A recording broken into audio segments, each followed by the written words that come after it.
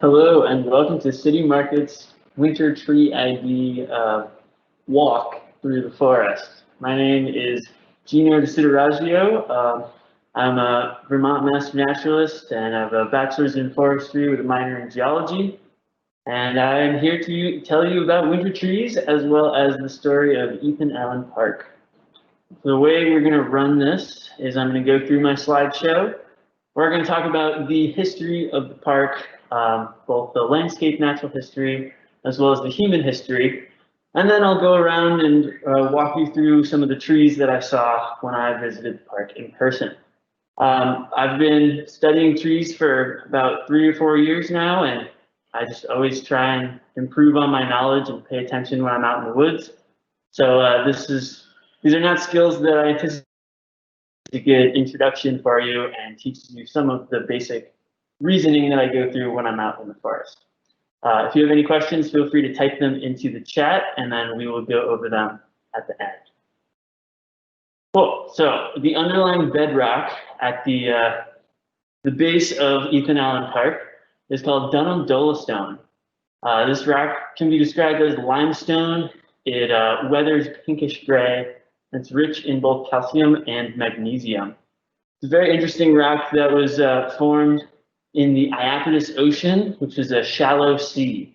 So that means that this bedrock is actually formed from the sediment that was once the shells and skeletons of sea creatures. That is why it's rich in calcium, because as many people know, shells and other marine creatures' body parts were made primarily of calcium. So here is a rough map of the Iapetus Ocean 500 million years ago. As you can see, the continents here look a little bit different than what we're used to seeing. So these are proto-continents. And if we go to the next click here, you can see that Laurentia is future North America. And then I believe Gondwana is future Africa. Baltica is Northern Europe.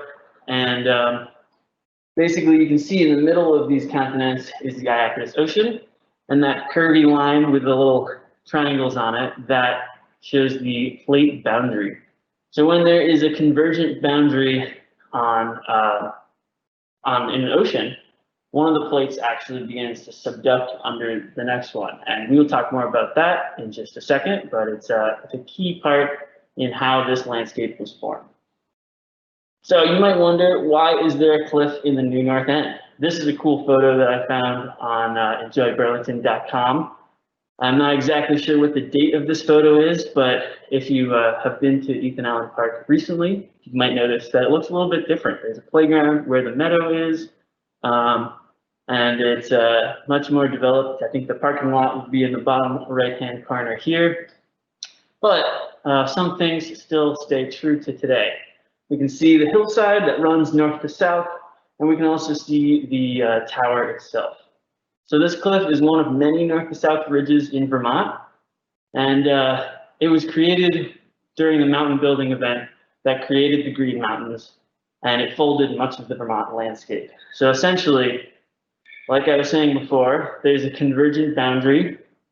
The ocean subducts underneath, the ocean crust subducts underneath the other crust, and then during that subduction zone, the magma actually rises up and creates island arcs. So think about Hawaii, where the volcanic island comes out of the sea.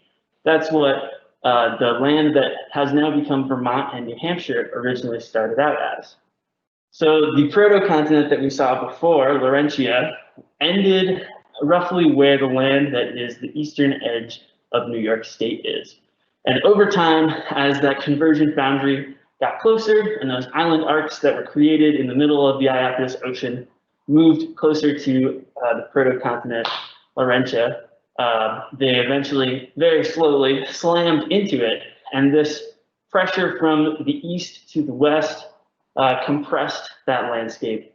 And that's why if you go through Vermont, you notice that the Green Mountains are a north to south spine that go up the state. Ethan Allen Park has this north to south spine, and it's a pattern that you see throughout much of Vermont. So glaciers also affected the landscape. This is not a photo that I took at Ethan Allen Park. But 18,000 years ago, Vermont was under 2 miles of ice. This is a representation of what it would have looked like to be at Ethan Allen Park. And the cliff that we see here is greatly fragmented. There's a lot of boulders at the base. So I would imagine that the weight of those 2 mile thick glaciers likely crushed that cliff down and deposited the boulders at the base and left it in its current state. It also developed, or sorry, the glaciers also deposited glacial till, which is a type of sediment that's basically all sorts of different sizes and types of sediment that got scraped off the landscape as the glaciers traveled south. And then as they receded north, they just kind of left that glacial till all over the place. So that is most of the soil here in Vermont and much of the New England region. All right, so humans have obviously also played quite a role on impacting this landscape. This is a photo I took right before getting rained out, so you might notice the beautiful clouds on the lake that soon drenched me, but definitely a great viewpoint. And humans today are not the only ones who appreciate this viewpoint. So the Abenakis would use this as a lookout over the lake, and back then the lake was a pretty primary source of travel for all the indigenous tribes of the region. So it was a great lookout, not just for the aesthetic reasons we enjoy today, but also for security. In 1787, the park was a part of one of Vermont's most famous settlers, Ethan Allen's 300-acre farm. Also included the Ethan Allen homestead and probably the majority of the properties in between those two. In 1902, a former mayor and philanthropist bought the property. He wanted to create a park, so he built the tower in 1905. He only, I think, put out 15 acres of the park initially, but created the carriage roads and the iconic gate. And that was when the city of Burlington was first allowed into the park to enjoy it. Then in 1907, Burlington residents actually voted to purchase the last 45 acres from Van Patten, and that was the first time that Burlington residents actually came together to create a park space in the city. So that's pretty exciting. And they fixed up the tower and they cleaned up the park, and they're able to reopen it after, I think, 40 years of the park being vandalized and falling into disrepair. So it's kind of cool to see that it was important to the Burlington people in 1907, and then important again in 1983. And then over the next 40 years, here in 2020, it's still being used all the time, and it's a beautiful park. All right, so we've gone over the background, but we're mainly here to talk trees. So these are my basic tips for tree ID. This is it's a complicated skill that takes a while to improve at, but you can make marginal gains with just paying attention and putting yourself out in nature. So my number one rule is leaves are a crutch. Pay more attention to other characteristics. Often leaves are the first thing that we start to learn.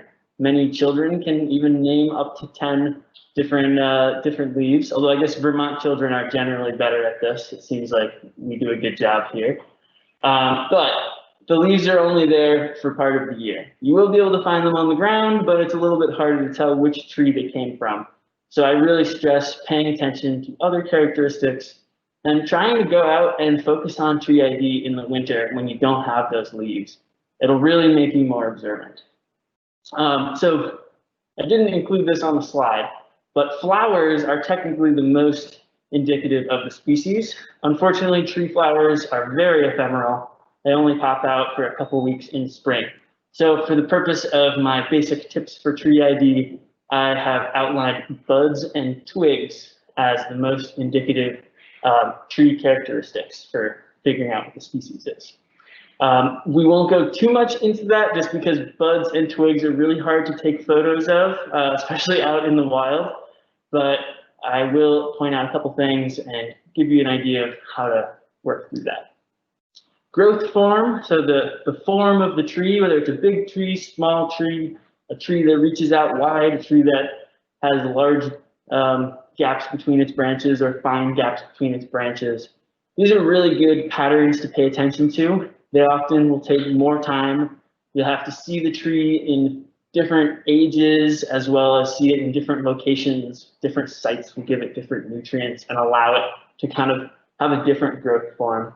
So definitely a very useful technique, but one you will need to spend your time familiarizing yourself with.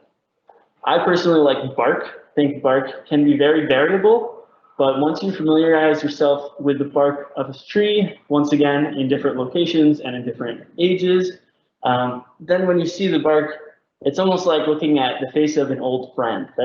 I'm paraphrasing a Tom Wessels quote. You should all read Reading the Forested Landscape by Tom Wessels. Fantastic book if you're trying to be a naturalist.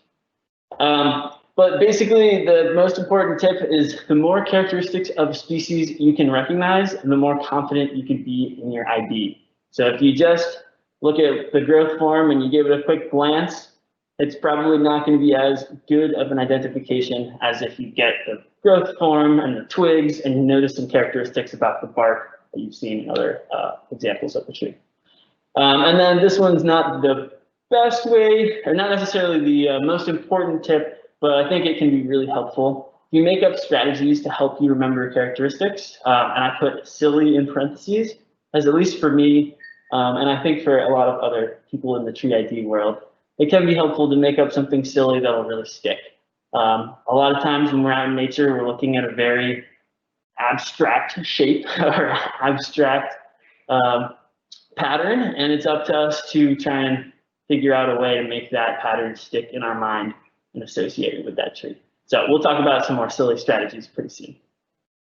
Cool. So first we'll talk about pines, and I just want to quickly go over what a pine is. A lot of people kind of throw around the word pine a little bit too easily, because there are a lot of different definitions of what a pine is. So as you can see, I have written that the pines are of the genus Pinus and of the family Pinaceae. There are a lot of different conifers in the Pinaceae family, and conifers are trees with needles, but not all trees with needles are pines. So basically, in the Pinaceae family, there's the Pinus genus, which is the pines, the Picea genus, which is the spruces, and the Aves genus, which is the firs. Those are the ones we have around here. The Pinus genus includes several local species, eastern white pine, Pinus strobus, and red pine, Pinus resinosa. There's also a couple others around here, but these are the only two I found at Ethan Allen Park, so we're going to talk about those two. All right, so on the left here, we have a red pine, and on the right, we have a white pine. As you can see, they're a little bit different. So the red pine has a thinner canopy. So there's fewer needles coming off each of those branches, a little bit more spacious in there. The branches are a little bit more widely spread, and the white pine has a thicker canopy with kind of a chunky outline. I always recognize this tree from a silhouette. If you're driving down the highway, you can see that branch sticking way out on the left and those little chunky horns at the top. To me, that's very characteristic of the growth form of a white pine. While the red pine has this distinct airiness, and someone once told me it was prehistoric looking, and to me that makes a lot of sense, and that's the silly word that helps it stick. So I just imagine dinosaurs underneath that tree, and that helps me. So the red pine, this is from another angle, it has exfoliating bark. So that means that as the tree's growing and putting on layers of bark, the outer layers are actually peeling off. It's a really beautiful bark. It's kind of light in color. It has these sort of larger plates, and these larger plates have the smaller exfoliating flakes in them. The white pine bark has a darker colored bark with similar plates, but they're generally skinnier, almost has more vertical furrows, and it's much more firm. So this bark hardly exfoliates. There's a very thin layer that chips off, which you can see a little bit in this. So 2 pines, very different bark. Now you know that they can be similar in type of tree, but still very different. Now this is a tree that most people are likely familiar with. This is a paper birch. The Latin name is Betula papyrifera, and the family is Betulaceae. This beautiful tree is right near the entrance of Ethan Allen Park, and gets a lot of attention from people walking by as it greets them. So the base of this tree reveals that it has this unnatural striping pattern. So this is actually peeled bark, and this peeled bark is actually not great for the tree. So you can see down at the base of the tree, there are these sprouts coming out. These are called epicormic sprouts. Basically, there's a bud that's underneath the bark, and when the tree gets stressed out, sometimes the bud will shoot off so that it can make more branches, more leaves, and therefore create more sugar and more resources for the tree to use to repair that damaged bark. So when we see that epicormic sprouting, we're actually seeing a sign of stress. So please do not peel trees when you see them.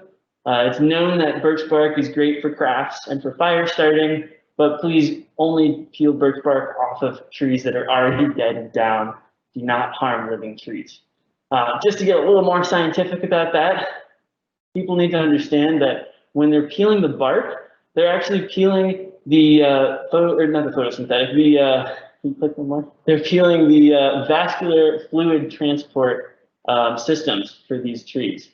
So on the outside layers of the bark, there's phloem and xylem, and the phloem is responsible for bringing the sugar produced in the leaves as well as water down to the rest of the tree, and the xylem brings the nutrients up from the roots as well as water.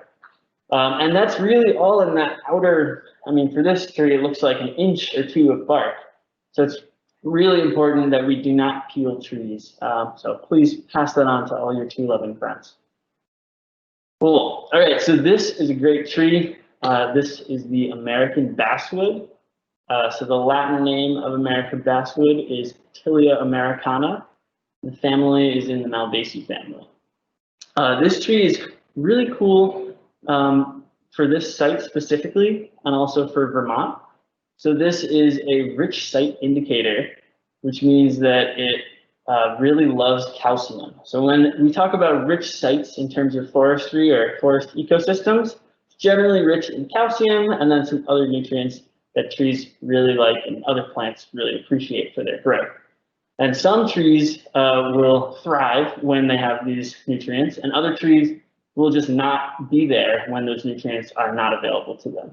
So basswood is kind of one of those trees, and it's you can see in this photo on the left that there's a rock that the tree is wrapping its roots around. I don't know how intentional that rock wrapping of the root is, but it's definitely benefiting from the mineralogy of the soil, which is being given to it by the rocks in the below the soil.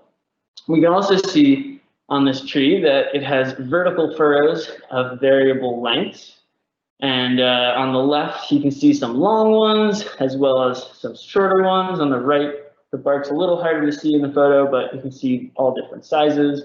It's rigid bark. The fine twig structure, I think it's really beautiful the way that it curves, and then the twigs just get finer and finer. And this might seem like a little thing, but it's a growth form pattern that I've really noticed on this tree, and it's actually helped me to identify other trees that are in the same genus. So the Tilia genus, which is Tilia americana, is also shared by some of our common street trees. So the little leaf linden and the silver linden, which are all over Burlington. If you've ever been to the waterfront park, there's a bunch there. I think Elmwood Ave is entirely covered with them near the cemetery. Beautiful trees, and they have the exact same branching structure, those swoops, and then the fine twigs that you'll see. So by paying attention to some aspects of tree ID for some species, it'll actually be doing extra work for species that you've never even tried to identify. Cool. And lastly on this one, this is a bud photo that I added in because I couldn't take any photos of buds. This one is a silly indicative bud that is called the mouse in a motorcycle helmet bud. So now that you have the motorcycle in the photo, it might be a little easier to see. If we can go back one, you can see that the mouse head is kind of that pointy tip, and then there's a bud scale. That bud scale comes over the pointy tip, covers the back half of it, and almost looks like a motorcycle helmet or some kind of headwear on the mouse's snout. I don't know who gave it the name mouse in a motorcycle helmet. It was not me, but it is a common descriptor, silly descriptor for this type of bud, and it's taught in forestry classes. So I guess these silly strategies are real enough. Cool. All right, there's the motorcycle again. Awesome. So this is a great tree. I really like this one. It's a fairly rare tree in Vermont. It has broad and spacious branching structure, which you can really see in the top of that photo on the right. Kind of reminds me of the red pines branching structure. I wouldn't call it prehistoric, but it still has that same broad split with fewer leaves in it, especially this time of year where there are no leaves. It also has a very distinctive bark. So this bark that you can see really well on the left, it has kind of the classic tree vertical furrows, but notice that they're all connected. So they call this a ski track bark. That's the silly strategy they taught us in forestry school, where the lattices kind of come together and the tops are entirely smooth. I think you can really see the smoothness in the photo on the right. They're just extra shiny in the light there. But this is a gorgeous tree, and it's much like black walnut, but the nuts themselves are a little bit smaller and more ovular, so they're less shaped like tennis balls and more shaped like kiwis. What's unfortunate about this tree is it doesn't have, it's not occurring too much in Vermont or really anywhere these days, unfortunately. So it has this fungal canker that grows underneath the bark, and it eats the xylem and the phloem, the living tissue of that bark, and it creates these webs, these fungal webs under the bark that actually choke out the tree and strangle it to death. So it's a sad story about this tree, but in a way, it makes it even more special when you do find one in the woods. So this one, I was really excited to find. It's such beautiful and characteristic bark, and I could only find a couple little cankers. You can see a little dark spot where the bark breaks in that photo on the left. So it definitely is infected, but go out to Ethan Allen Park soon and you'll be able to check out this tree. Hopefully it's got another couple years in it. There's definitely a good couple around Burlington that are huge, beautiful canopies, but are definitely feeling this butternut canker and are not in great health. So keep an eye out, look for that beautiful, smooth, chopped ski track bark, and you might get to see some butternuts. Someone wanted to know if you can eat them. Is this the butternut that people talk about eating? Yep, you can eat butternuts. I've heard they're very tasty, but unfortunately they're not around too much, so you might have to get there the right time of year. Cool, so sugar maple, I think most Vermonters should be familiar with this tree. I really like sugar maples. I grew up in kind of a farm town with a few giant sugar maples in front of my house. So it's always been a special tree for me, and especially at this age. So the tree that I found on the top of the hilltop at Ethan Allen Park is a fairly old sugar maple, and it's really got a beautiful bark. So when these trees are young, their bark is really tight and firm and wrinkly. You can kind of see that on the photo on the right if you look at those smaller branches that are sticking off.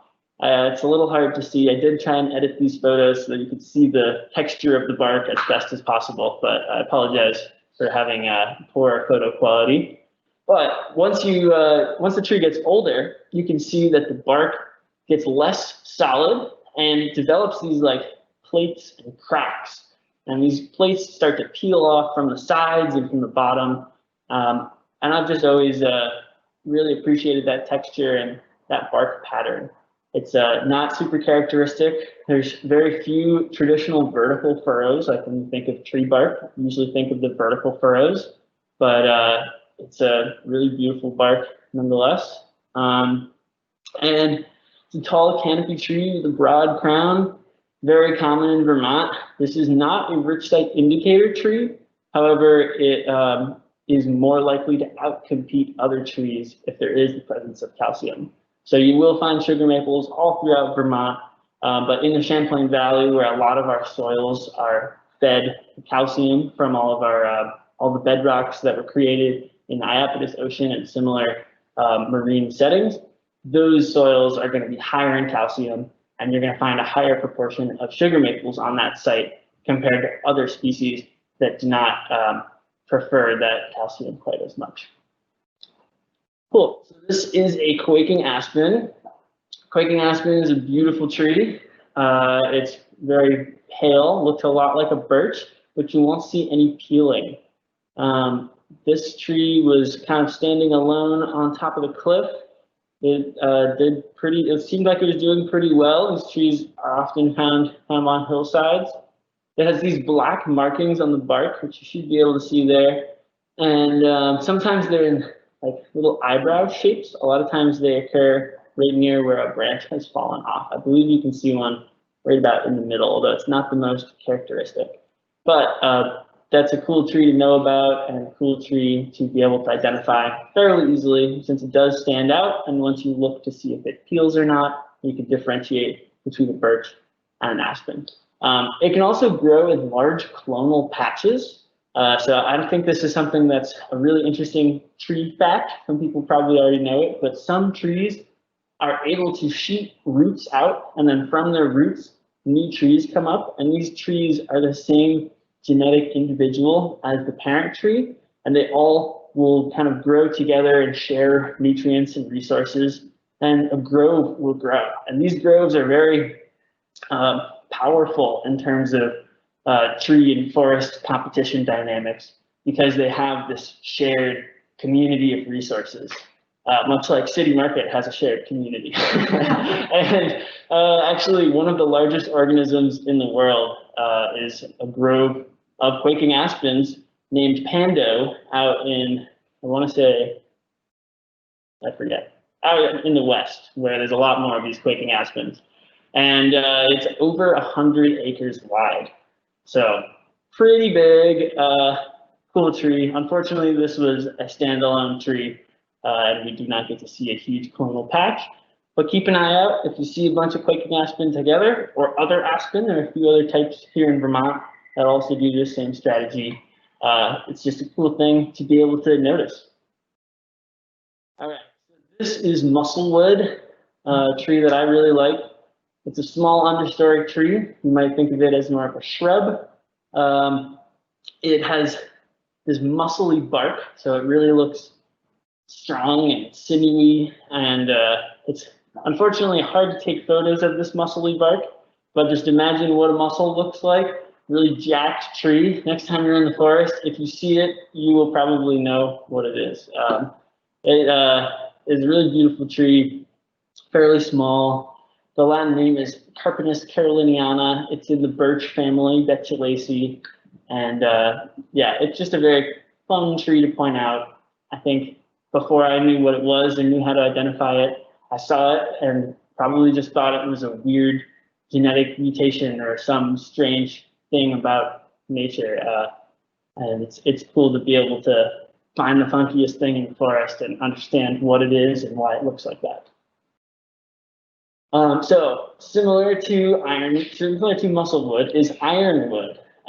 These trees are actually commonly confused. So a lot of trees have multiple common names. The Latin name and the Latin family is the best way to differentiate between different species. And as you can tell, they're both in the family Betulaceae, the birch family, but the Latin name on this one, including the genus, which is the greater category of species, is completely different. So they're in the same family, but different genuses, different species, different trees. I refer to them as musclewood and ironwood because those two common names are fairly different. Unfortunately, they're also referred to as American hornbeam is musclewood, and hop hornbeam is ironwood. So as you can see, it's pretty easy to confuse those two common names. But they are somewhat related, and they also kind of fill a similar niche in the forest. So they're both understory trees, almost shrubs. A lot of times you'll find them like less than 20 or 30 feet tall. This one's a little bit bigger. Ironwood generally is a little bit bigger than musclewood. And this is a beautiful individual you can see in the photo on the right. I don't know where I'm pointing, but I'm pointing at the screen in front of me. And it also has a really distinct bark. So instead of being tight and not peeling and muscly, it's very much has those vertical furrows that we expect from most trees, but they're really fine and they peel. They're kind of they're called French fry. That's the silly strategy that foresters have made up because they're really about the width of a French fry. And I think they're beautiful in all the colors that they produce. They really have a whole array of colors. It almost looks like the same colors we're seeing in the forest floor with all the leaves. Yeah, and the leaf here, I shoved one under the bark just because I think it's a pretty leaf. It has kind of a feathered, fine serration on the edges, and then it has a long tip. So we're not talking about leaves too much today because you already know that I consider them a crutch, but it's a beautiful leaf, and I couldn't help but shove it under the bark there. The tree, or the photo on the right, is a little hard to see with the oaks and the pines in the background, but you can kind of tell that this tree splits at the base and swerves its way up, and it has just this gnarled appearance and all these knobs. So those knobs are one of my favorite characteristics of this tree. Basically, whenever it self-thins, which means it cuts off a branch because it realizes it's getting shaded out and not useful, or if a tree falls and knocks over the branch, then the ironwood will actually heal over the branch and it'll leave this knob.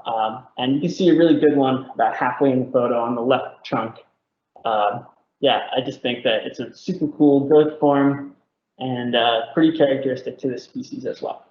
We did have a question come in about the musclewood tree before. Does musclewood often have those white patches? Is that a fungus? That's some kind of lichen. I do often see that lichen on there. I'm not personally familiar enough with my lichens. Definitely something I want to improve on. But yeah, it's some kind of lichen that grows in a spot. Pretty beautiful, I think. I wish I knew more about it. Awesome, thank you. Mm-hmm. All right, cool. So we've got some oaks here, and I think oaks are beautiful trees.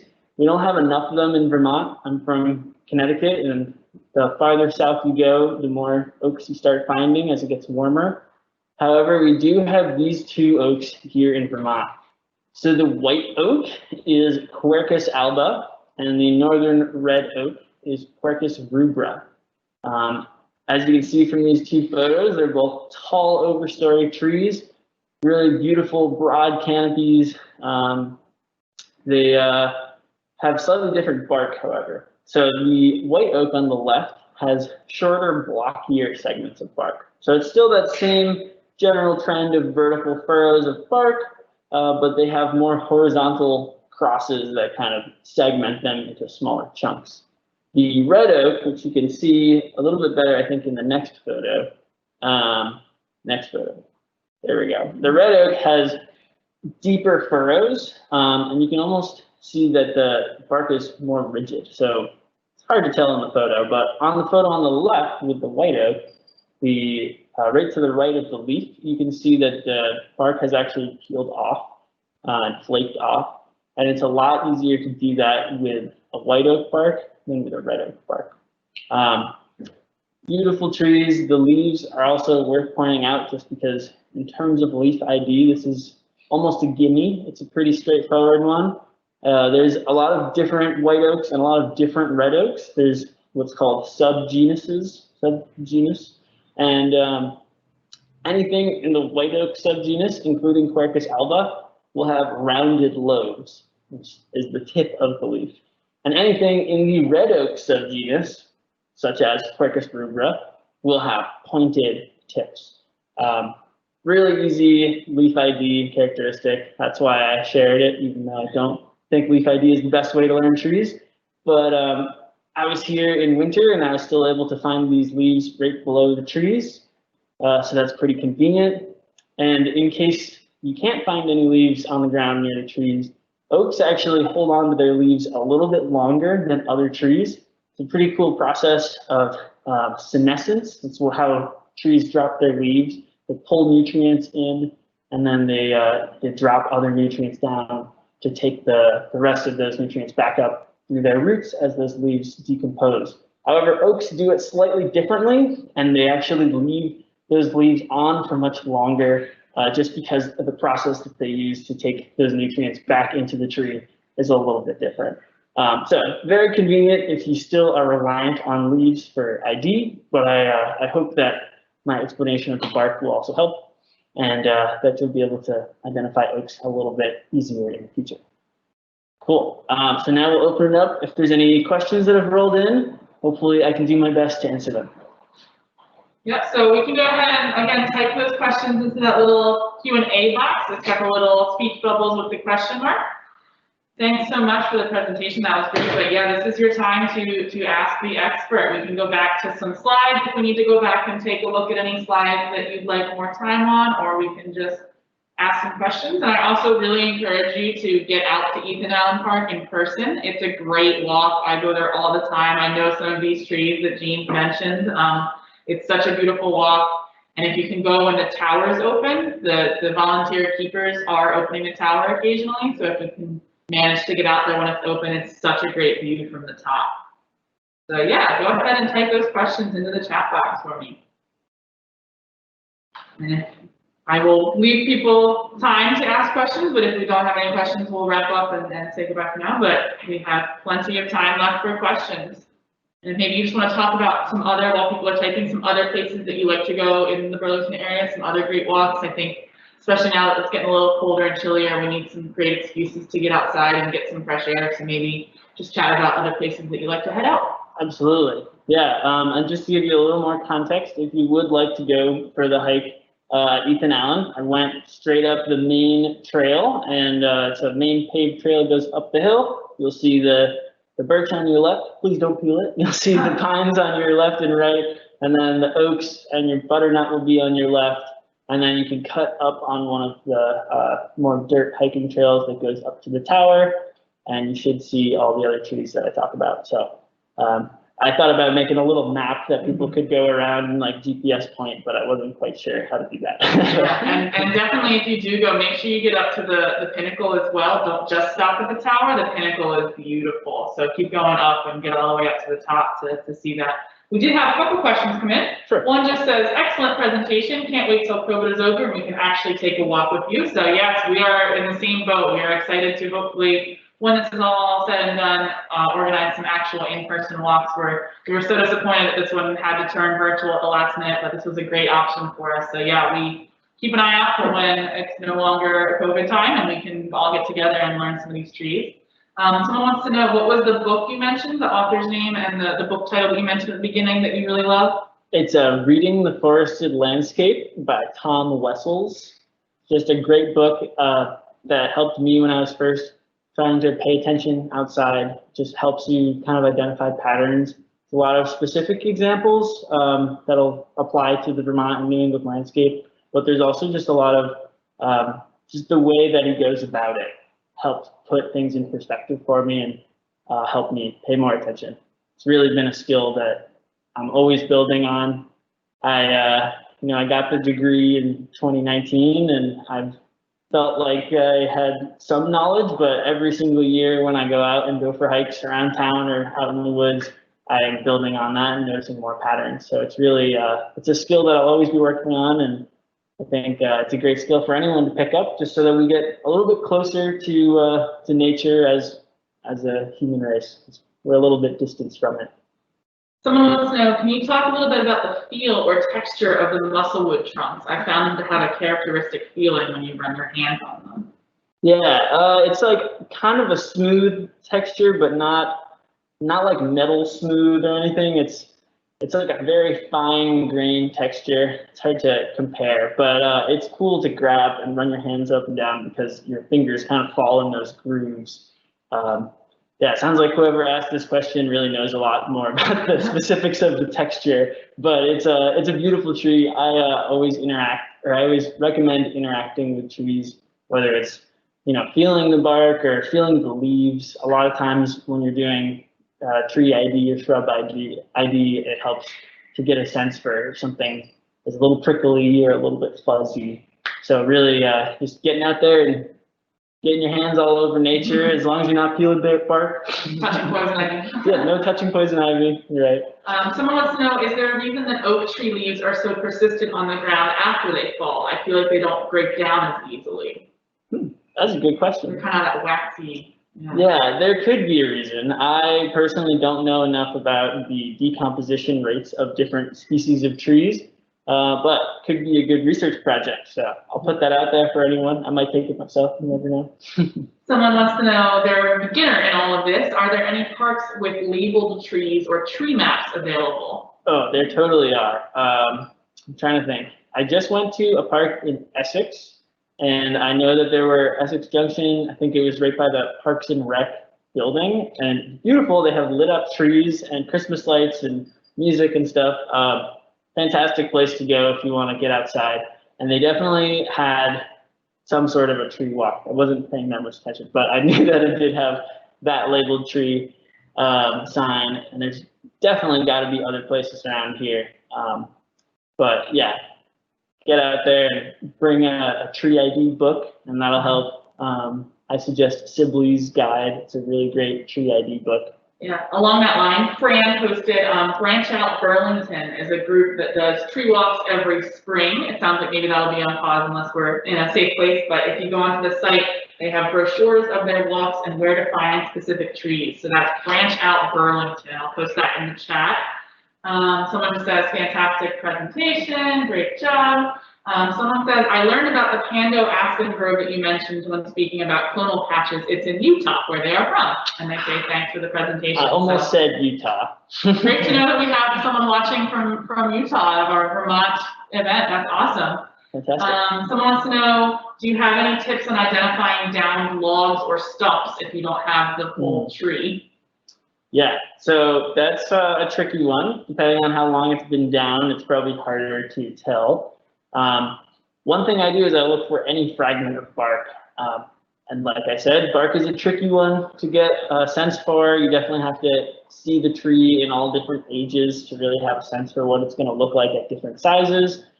But I have definitely found bark on trees, sometimes on like the underside of a downed log, the bark might be a little more preserved. Another thing to look for is branching. So a lot of our conifers will branch out. I believe all of our conifers branch out in what's called a whorled branching pattern. So as it grows, it'll shoot branches off like from the same horizontal spot. Versus if you look at sugar maple or some other hardwood, a lot of times they will branch off like only two from the same spot. Or if it's a birch, it'll be one on the left and then a little bit higher, one on the right.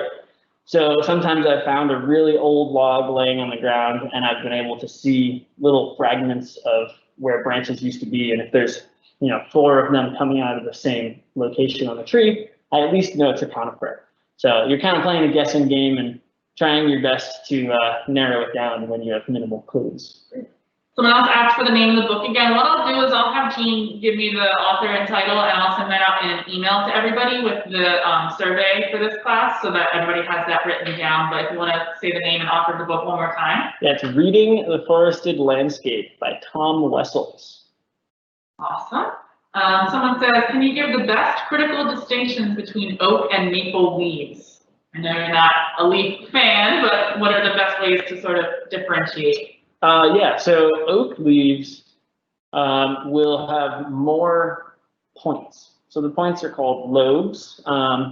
Generally, maples will have, depending on the type of maple, probably 3 to 5 or 7 if you count the really little ones. But they're generally going to have more of like a flat base, and they're going to kind of point upwards more. This doesn't look much like a leaf, but these are the lobes. Maples would look like they're going up, and oaks almost look like they go out more. That's not the best description, but you can also tell from the venation. So with maple leaves, they're palmate. So think palm like your hand. So the veins are going to be kind of shooting out like that. Versus with oak, there's usually like a main vein going up the middle, and then there's smaller ones that go out through those individual lobes. So hopefully with that, that'll help you.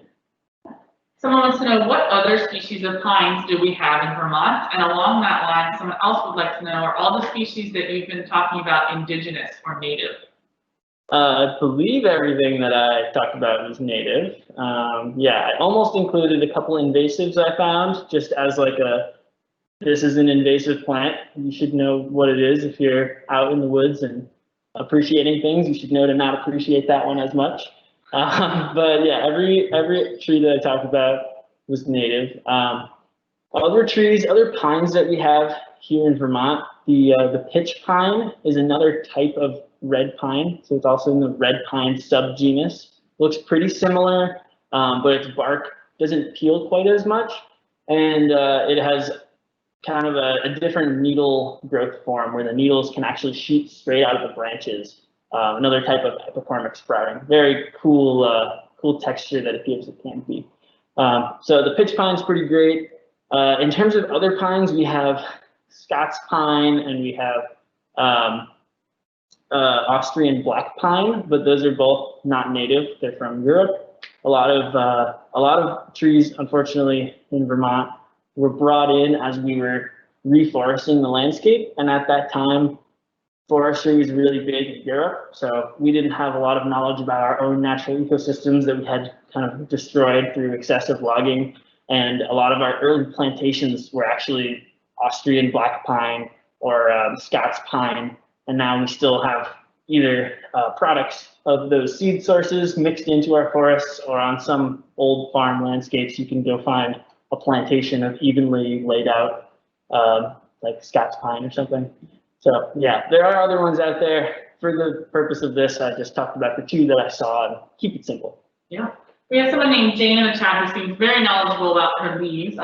She says, thank you. Here's an interesting phenomenon I've noticed for years, and no one has ever been able to explain it. When I clear leaves off of my trail and I come to an area of decaying red oak leaves, there's always a distinct aroma of onions. I've wondered what in the decaying process causes the scent to emerge.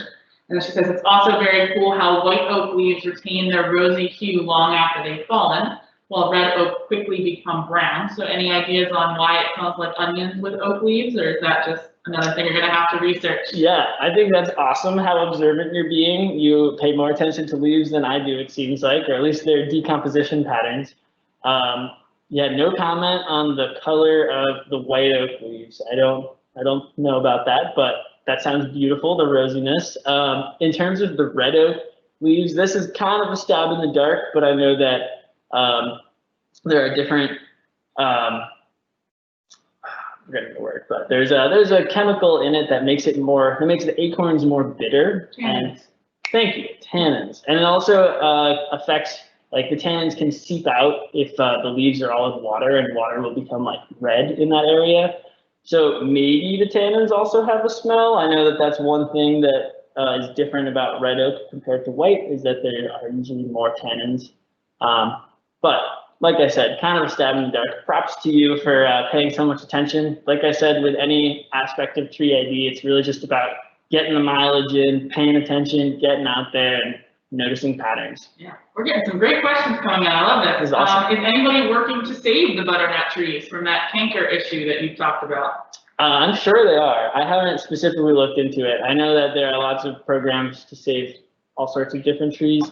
I believe that the butternut canker is an introduced fungus. I think most of our diseased trees suffer from something that we introduced, but I don't know too much specifically about it. But look it up. I'm sure that there is someone, and they could probably use some funding. So if you want to do a Christmas donation or a holiday donation, there you go. Yeah. Someone says, they say there's a trail of hardwoods following the path of Rogers Raiders, and I'm afraid I don't know that reference, but just wanted to put that out here. Cool. Someone wants to know, what's the best small field guide for Vermont trees? I believe you mentioned one that you recommended. Yeah, I really like the Sibley's guide for more general trees. I think it's Trees of North America. It's like this big, but all the photos, or not photos, all the drawings are really well done, and they are done to like exemplify the features that you should kind of be seeing, as opposed to photos. Sometimes you don't have the most characteristic photo subject, but it's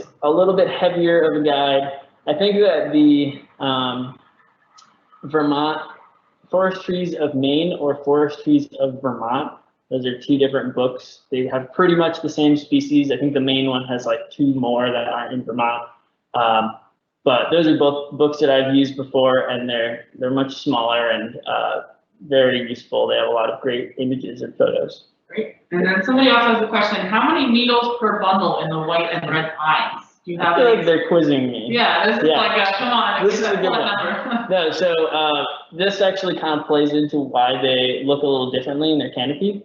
So the white pines have 5 needles per fascicle. That's what the bundle is called. And I remember that because WHITE. And then it gets a little more complicated with the reds. It doesn't work as well with my finger counting, but within the red pine subgenus, they usually have 2 or 3. So I think pitch pine has 3, R-E-D, and then red pine has 2, so R-E-D. Doesn't work as well in terms of counting off on your fingers, but you could generalize and say white 5, red 2 or 3. And that's why that canopy looks so different, because of the larger bundle. Okay. Exactly, and the branching structure is also just more spacious, but definitely the bundle plays into it. Do you have a favorite tree ID app? Do you use a tree ID app? I don't. I guess I'm old fashioned, but I've heard great things about iNaturalist. I think there's a lot of apps these days where you can take a photo and it kind of uses algorithms or photo software to identify. And I've played around a little bit, but from what I've heard from people who use those more is that they're not super accurate. So I really like kind of outsourcing to the Burlington community of naturalists, or the local community of naturalists. I haven't used iNaturalist much, but from what I've heard, people can kind of share things, and other people who maybe walked on that same trail and identified that same tree the day before can look at your photo and identify it. I'm sure there's Facebook groups. Yeah, there's definitely Facebook groups for that kind of stuff as well. Same thing along those lines. Any other good websites for IDing trees? But that's sort of what we just touched on. Vermont Naturalist website, Facebook. Any relation? This is an interesting one, and one I wouldn't think about. Any relationship between the durability of the leaves and the BTUs of the wood? Gotta get out there and chop some firewood and do some research. Yeah, I do not know. I hope to someday know more about BTUs when I heat my house with wood, but as of now, have no clue. But you figure that out and let me know. Yeah, and for everybody who's asking in the chat, I see you. Yes, this is being recorded, and it'll take a few days to download it and clean it up a little bit, edit it, that sort of thing. But hopefully, it will be posted on our website by the end of next week, before the holidays. There's a link on our classes page, a little box that says like, click here to see all of our virtual classes, and we'll put it up on that page. And I can send that link out through Eventbrite as well when that is up. Yeah, and I will also, like I mentioned, be sending a class survey out, an online version tomorrow morning through your email. So I'd love to hear your thoughts on this class. If anybody has any other questions, I'm going to leave the chat open for a few more minutes. We've got about 5 minutes left, but a lot of thank yous and very much informatives coming in. So it sounds like people are getting all their questions answered. But again, thank you so much. It's great to have opportunities to do things like this and still feel like we're connecting with our community, even when we can't all be together in the same physical space. So I really appreciate all the questions, everybody tuning in. It's been really great to sort of chat with everybody. So thank you so much. I'll leave, like I mentioned, the questions open for just a few more minutes, and then we will go ahead and end the event. But thanks so much, everybody, and enjoy the rest of your weekend. And thank you, Gene. Yeah, thank you. This has been a great opportunity for me. I obviously would have preferred to be outside. It's a lot easier to point out these characteristics with my finger than to take a photo and put arrows all over it. But I had fun doing it because I'm totally a tree nerd, and I'm glad this has been informational for y'all. I just want to put a quick plug out. I work at Petrocliffs Climbing Gym, and we're developing nature-based programming. So if you want to go on some hikes with me in the future, if you want to hire me to come out and look at your landscape and tell you what's going on, I would be super stoked to do that. You can learn more at petrocliffs.com/nature-based-programming. Yeah, keep the questions coming if you got them, and I look forward to talking more about nature with y'all. Awesome. We had a total of 32 attendees, so that was great. Thanks everybody for tuning in. It's like we had a meeting, we had a big party with 32 people, even though even though I can't see you. Even though I can't see you. So thanks so much for attending. And like I said, I'll leave it open for about 2 more minutes, and then we will go ahead and end the event. But thank you all so much, and enjoy your weekends. I don't know that I gave them any extra hikes. So yeah. Any other options of hikes as people are still hanging out? Great hikes. Oak Ledge Park. Obviously, it's a pretty popular place, but I found if you go to the second parking lot and you go the opposite direction of the lake, there's a nice patch of forest that is less populated, less walked through. So check that out. Red Rocks Park, super great. Kind of across the street from Ethan Allen Park, behind the, I think it's like the North Ave Alliance Church, is the Arms Forest. Fantastic forest, really great trees in there, beautiful trails, and it kind of, I think it spits you out right on the bike path. And from there, you could walk straight into Rock Point, which is also one of my favorite places in town to hike. We're really fortunate to live in such a beautiful place with diverse and variable landscapes and cliffs and trees and rocks. I'm so stoked to live here and learn more about it, and I'm happy that all of you could join, at least virtually, as we learn some more.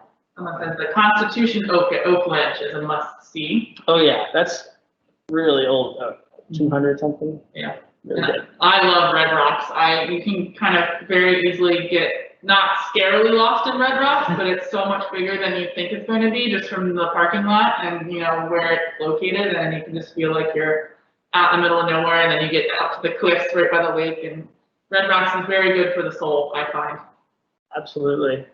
Yeah, there's some really old cedars there. I didn't talk about cedars in this thing, but there's a really beautiful northern white cedars that have been growing on the cliffs of Lake Champlain at Red Rocks and at Lone Rock that I think some people have cored them. They've been hundreds and hundreds of years old. So really cool landscape that we're fortunate enough to live right next to. Yeah, someone says Shelburne Farms is a great walk, lots of trees. And I think they do a good job of labeling some of theirs too. There's little signs on a lot of their trees. They do. I was there recently and they have signs all over the place. That's a great one. Shelburne Bay and Shelburne Pond, both awesome little pond-side, lakeside walks. I don't know about labeled trees, but yeah.